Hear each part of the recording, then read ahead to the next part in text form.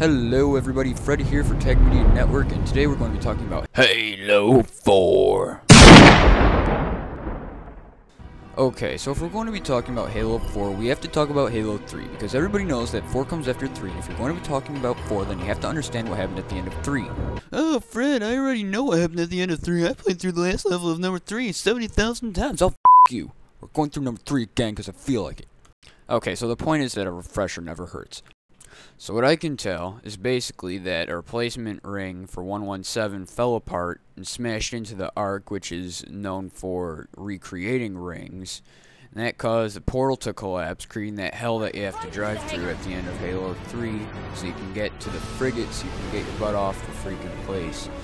I'm not sure exactly what the planet is called, nor is anybody else. It's never really clarified. Okay, so given that the portal was all rickety and crap, only the front of the frigate winds up getting through, which would explain you and Cortana floating in space at the end, because you guys were on the back half of it, and now you get to float in space for months or years, or however long it takes to get found out by somebody. So basically then, John just goes back into his little cryotube thing and just says, "Wake me when you need me." And then Cortana's all like, "Oh, miss you, John." And then it's basically over. There's also a sequence at the end of the game where basically they just pay their respects to Sierra 117, and then Arbiter is just like, "We," and flies away with all of his other little alien friends back to his home planet. That's basically the end of Halo 3. Okay, so now that we ensured that we know what previously happened, we can now go back to what we're here for. Halo 4.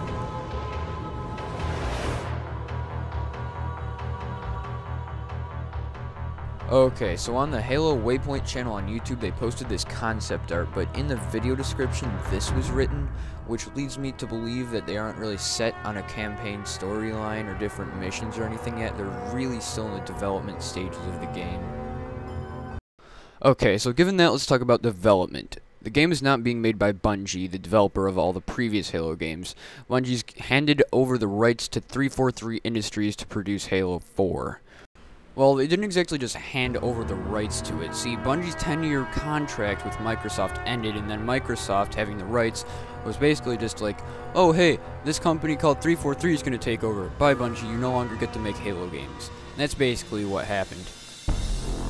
It makes sense that they are making this game. I've heard a lot of talk from people that say that it should have ended at Halo 3, but if you look at the ending, like we already did, it's way too cliffhangery. Let's take a look at the Halo 4 debut trailer that released back at E3 a couple months ago. Note Cortana telling him to wake up. I'm here. So they're on the same frigate that they drove the Warthog up into at the end of Halo 3, and I'm assuming that they've been coasting aimlessly in space for somewhere around 3 years, but they just wake up and find the whole thing just being torn to pieces.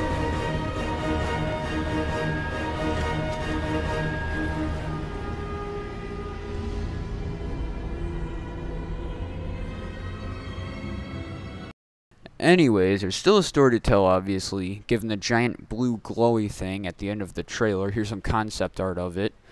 Personally, I have no idea what that is, but it's probably either an explosion, given the things around it are moving towards the camera, or it's something like a portal, and it'll take us to the new location on the setting of the campaign. So there's been leaked information that all of the Halos before Halo 4 are going to just be the lead-up to Halo 4, and that on a scale of 1 to 10, the Flood would be 1, and the enemies in Halo 4 would be a 10 on the level of craziness. I'm sure we'll hear lots more rumors and quote-quote leaked information that's obviously not from 343 Industries in the months to come leading up to the Halo 4 release. So that's just about the small part of campaign that we seem to understand or at least have an idea about so far, but we're going to take a look at what else the game might have to offer. Halo 3 introduced Forge, and given Forge, custom games was a huge hit. Can we expect Halo 4 to have something just as awesome to introduce to us? Okay, so here's my thought on the situation. Personally, I think Halo 4 is going to have Forge, I think it's going to have custom games, and I think it's going to have something else that they haven't introduced to us yet. Chances are that we'll probably wind up seeing a trailer for whatever this new game mode is, if there is one, sometime within the next 6 months. Most likely, Halo 4 will rewrite the definition for the word customization, and that'll probably mostly be applied to multiplayer, given Halo Reach and the customization that introduced. Also, we'll probably be able to expect multiple DLC packs for the multiplayer experience. Okay, well that's just about everything that I can tell you about Halo 4 from this date, but there's obviously going to be a lot more information released, so feel free to come right on back here to Tag Media Network. We've got you covered for everything on Halo 4.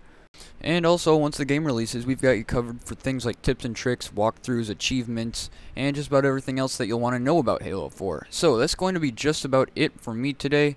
I hope you guys enjoyed this video. My name is Fred for Tag Media Network, and I'm heading out. Peace.